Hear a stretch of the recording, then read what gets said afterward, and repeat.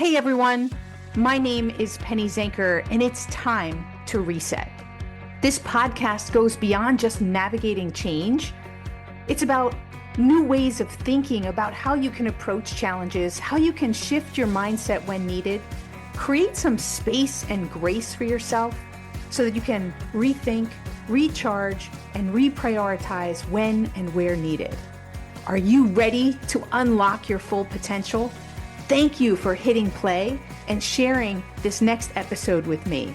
It's time to reset. Hello, everyone. I am excited today to talk about time poverty. We're on the bridge right now from switching from take back time to time to reset, but it's all the same. It's all about working smarter. I'm always looking for great guests and topics that are going to help you to work smarter. So today, I'm so excited to have Peggy Sullivan with me. She is a keynote speaker, author, consultant, and trusted researcher.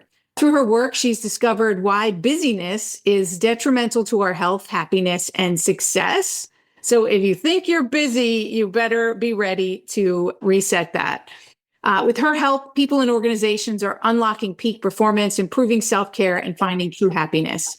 Peggy's presented for both small teams and also Fortune 500 companies like Google, Bank of America, Blue Cross, Blue Shield, and Ingram Micro. And her new book that we're going to hear a little bit about, Beyond Busyness, How to Achieve More by Doing Less, is out. And she outlines her signature 3-step busy busting methodology, which I'm sure we're going to hear about today, that is actionable, effective, and has already helped thousands of people. So Peggy, without further ado, welcome to the show.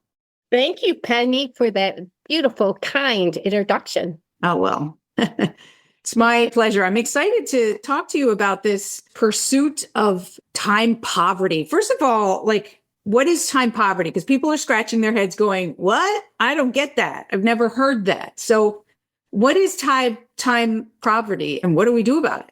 Yeah, time poverty is getting to the end of your day wishing you had more time for the things you really wanted to be doing. And it shows up in so many different ways. Maybe it's a office manager who wishes they had more time for their employees and training and teaching them.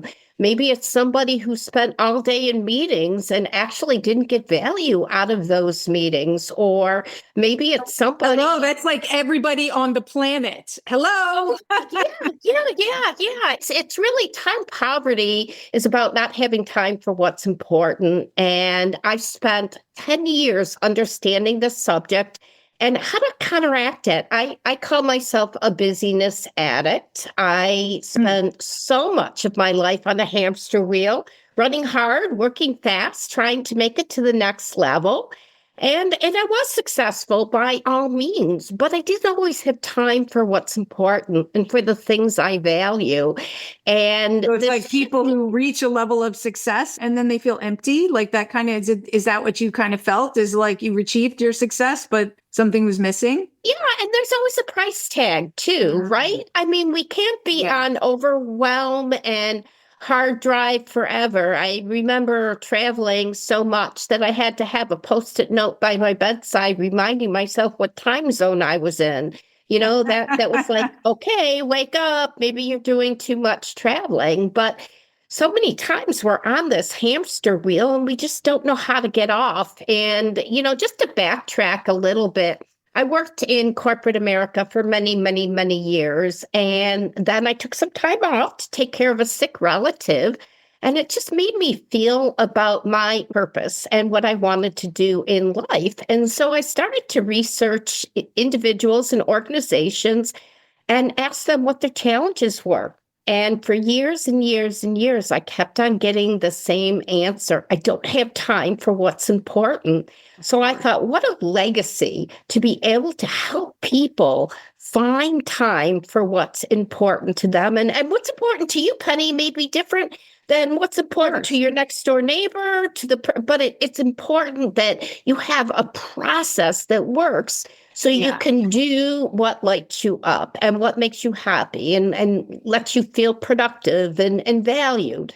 Yeah, it's a universal problem. I mean, I have a top 3% podcast in the world about take back time because that's what people want, right? Is to have more time for the things that matter.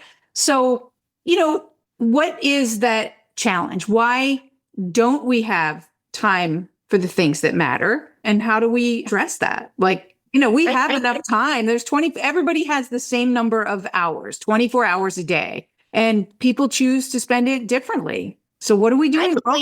I believe that our hustle society trains us that busyness is better. Busyness equals success. I can't get in to see the doctor for 6 months, but he must be good and he's worth the wait. Or my next door neighbor who leaves at 6 a.m. and comes home after his kids are asleep. Well, hey, he got 3 promotions in the last 3 years. Go Charlie. I mean, we just kind of define success by how busy we are, and that needs to change. But there's also more to it than that. And the more to it than that is the fact that it's biological. We love, as people, getting stuff done. It feels good getting stuff done. As a matter of fact. Because it's the dopamine that starts to go, that feels good. Let's check that off. That exactly. So I believe that busyness is addictive because we love getting stuff done. And as a matter of fact, it can be low value stuff, and we still love getting it done, crossing it off the list. I was speaking with somebody the other day, and she was telling me she was so frustrated because she wasn't getting much done during the day. She literally added 3 low-value activities to her list so she could cross them off, so she could give herself permission to go enjoy the rest of her day. Now, how crazy is that?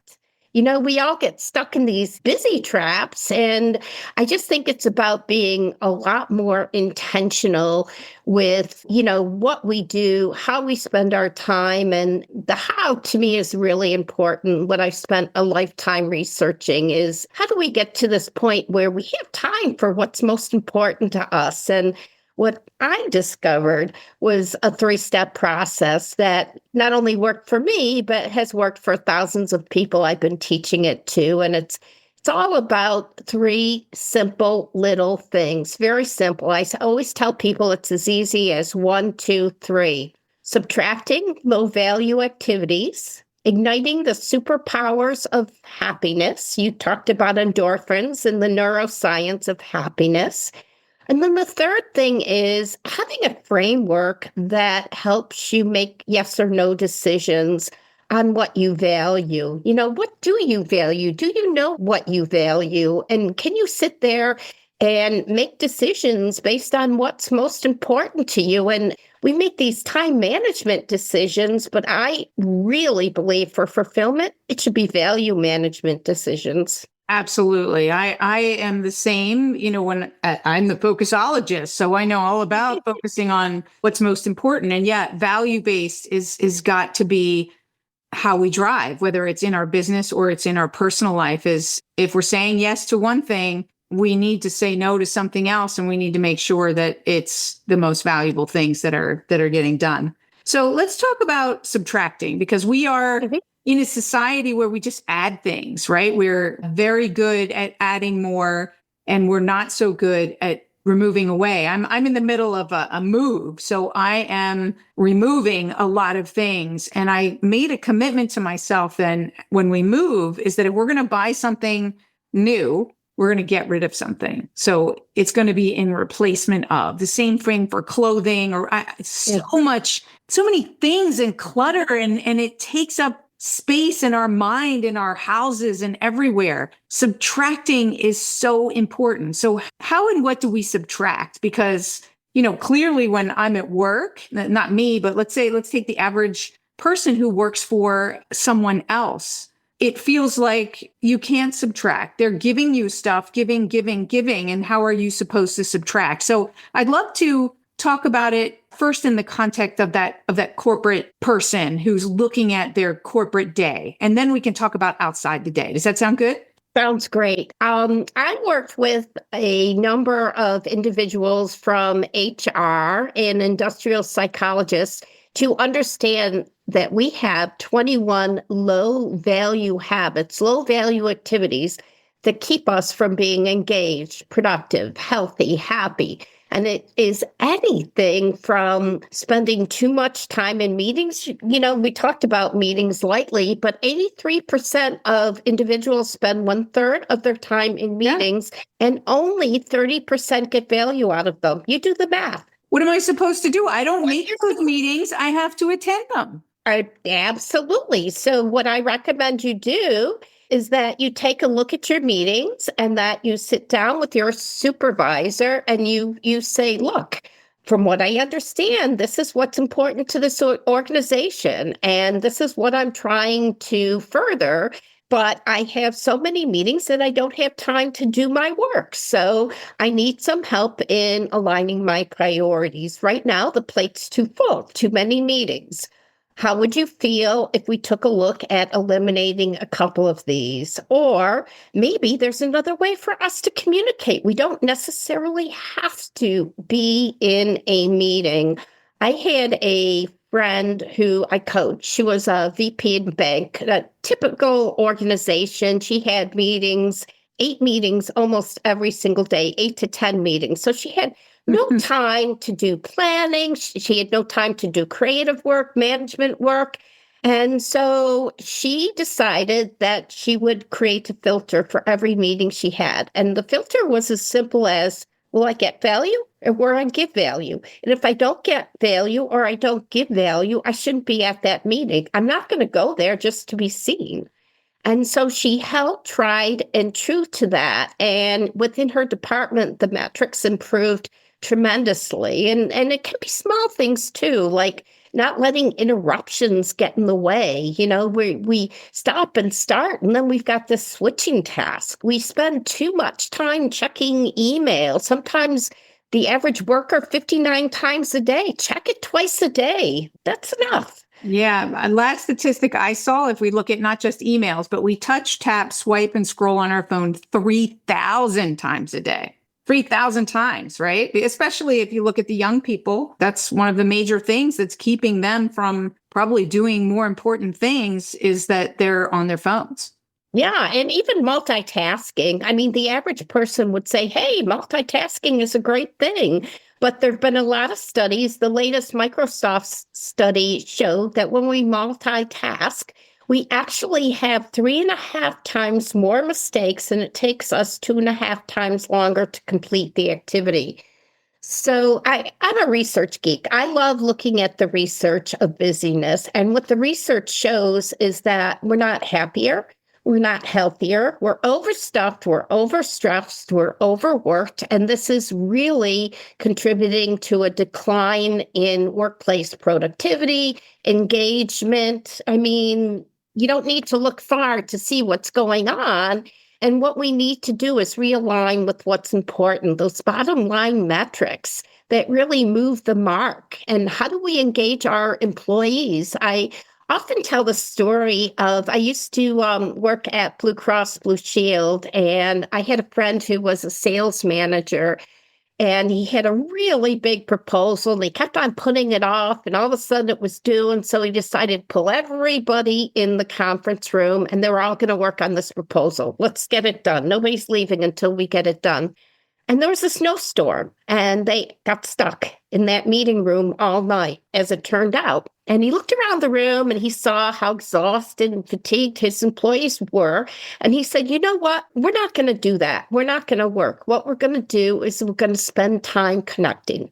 I want to learn and understand what motivates you, what's important to you. Tell me about your family. Let's get to know each other. And so they started doing that once a week for 45 minutes. And within a 6-week period, their departmental metrics improved 33%. Like, that's crazy. And it just came from understanding, who's good at what and who likes what and what's important and, spending some time really listening to people and getting to know them and making them feel heard and valued.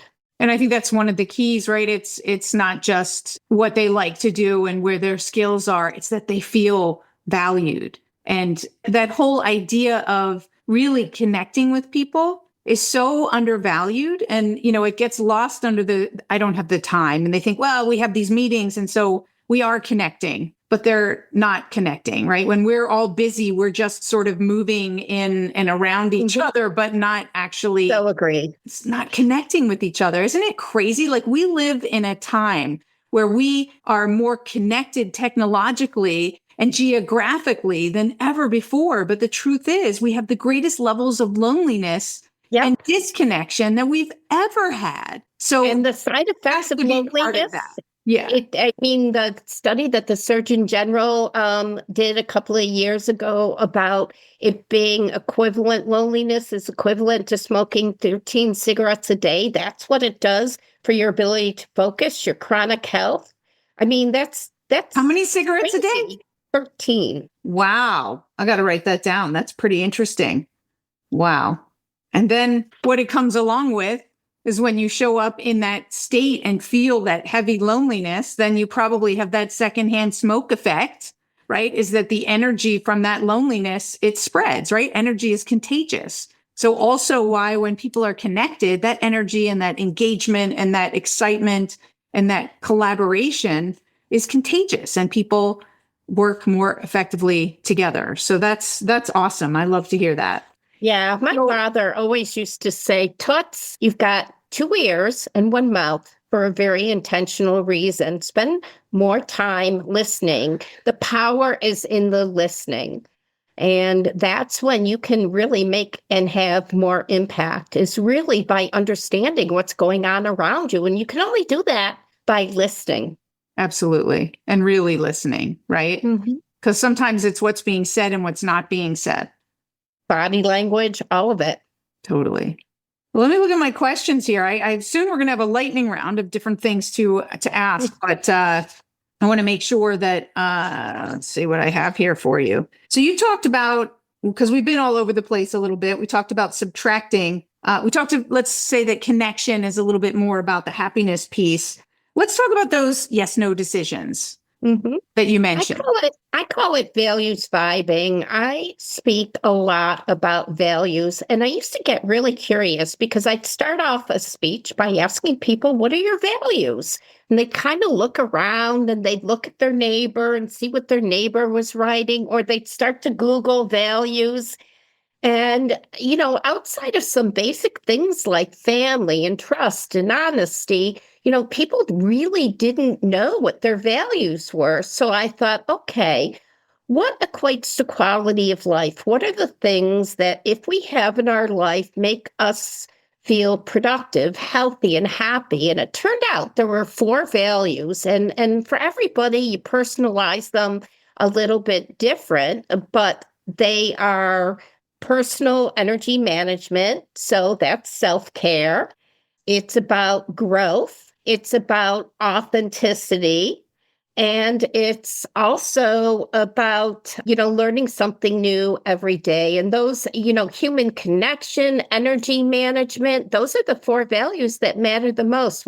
We need to connect with other human beings. We just talked about loneliness. We need to take care of our energy. If we're not taking care of ourselves, we cannot perform mentally, physically, spiritually. If we're not learning, we can't be resilient, because learning teaches us that we can be resilient. We can do hard things. And authenticity, that's just about knowing everybody in the world has a different approach. And when you respect the place that people come from and you listen and you're open-minded and you're authentic to who you are and who they are, you realize we are better together. That was a mouthful. So those are the common values that you're seeing. I talked a lot about energy management in my first book, The Productivity Zone, that it's not about managing our time. It's about managing our energy and how we show up for the time that we have. So I'm a big proponent of that as it relates to us personally, but as we were talking about as well as how that interchanges, and that authenticity piece is part of that energy exchange, is being true to who we really are. So many people are, how do you want to say, they're just not allowing themselves or feel comfortable in where to bring out their true self at work or even at home in some cases. So that's very stunting. You asked about yes or no decisions, and I know for me, it gets very simple. Am I going to add value? Am I going to give value? Am I going to get value?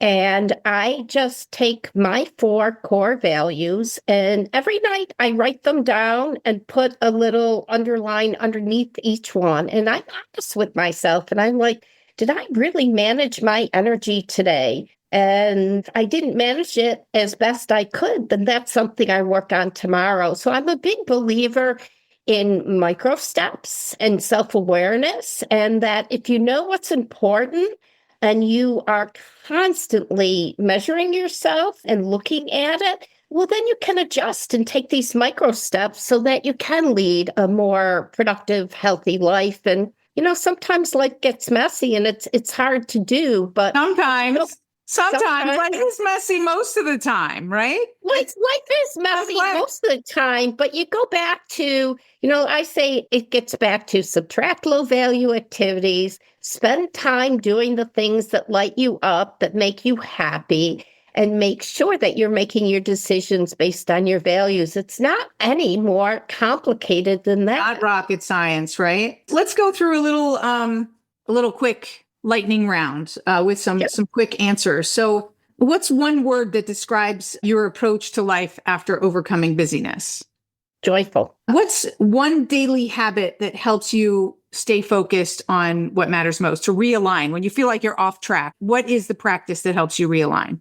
Little happiness rituals. Maybe it's eating a piece of dark chocolate and closing my eyes, taking 2 minutes and feeling the sun on my face, petting my cat and listening to him purr. These little micro moments where I'm just present and into doing whatever it is I'm doing. And I'm very focused and very aware.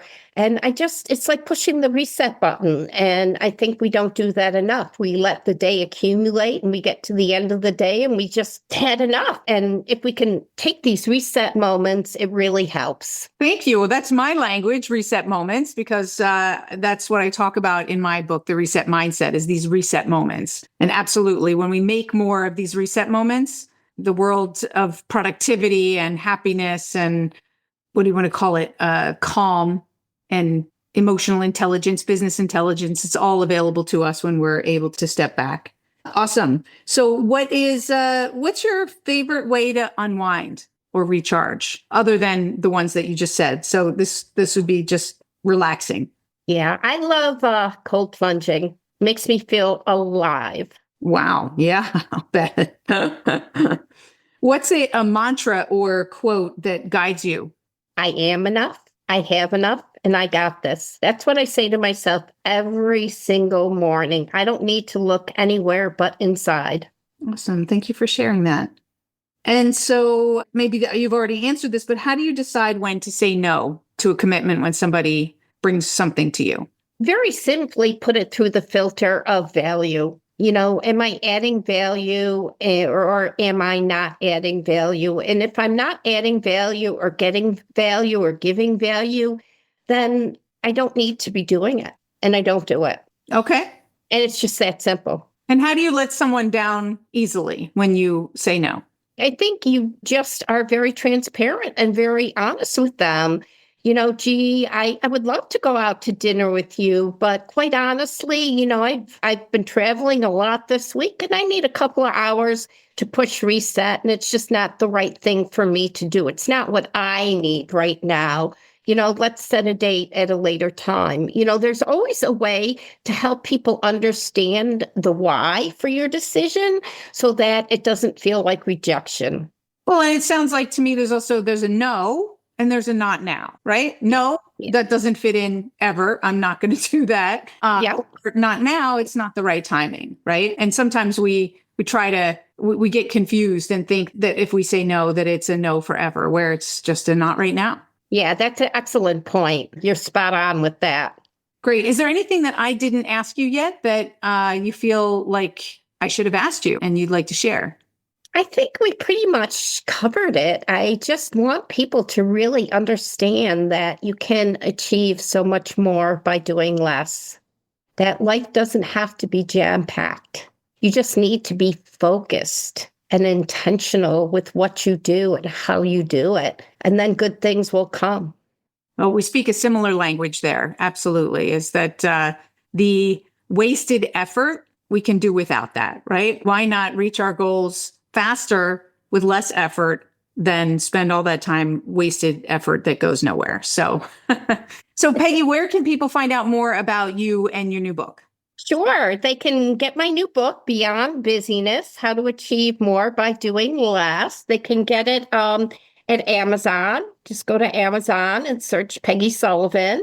You can also learn about me on my website, peggysullivanspeaker.com. And I love meeting new people, and I love helping people escape time poverty and moving beyond busyness because, hey, what would the world look like if people were more productive, healthier, and happier? Just be so much of a better place for all of us. And so I'm just going to keep on passioning and loving on creating a world where less is more. Wonderful. Thank you so much for being here. You're quite welcome. And thank you all for being here. I hope you took away a couple of tips, simple things, some ideas of how you can say no or not now, simply putting it through the value filter. Brilliant, simple, easy. Right? Look to see where you can connect more to those around you and to what matters most for you so that you can really focus on those things and those people. In and of itself, you'll find yourself to be more productive. So lots of great tips here and feedback from Peggy and to move us beyond busyness. So go ahead and check her out. And her book is available on Amazon and all those places right now. So go ahead and get yourself a copy. Thank you again, everybody, for being here. My name is Penny Zanker, and we're helping you recognize when it's time to reset. We'll see you in the next episode. Thank you, Penny. Hey, thank you for spending this time with me. It really means a lot. If you're feeling a little off, distracted, overwhelmed, stuck, or just out of sync, remember that's your signal to reset. And that's all it takes, just recognizing one reset moment at a time. So stay tuned for more tips, tools, tricks, stories, strategies, all here on Time to Reset. We'll see you in the next episode.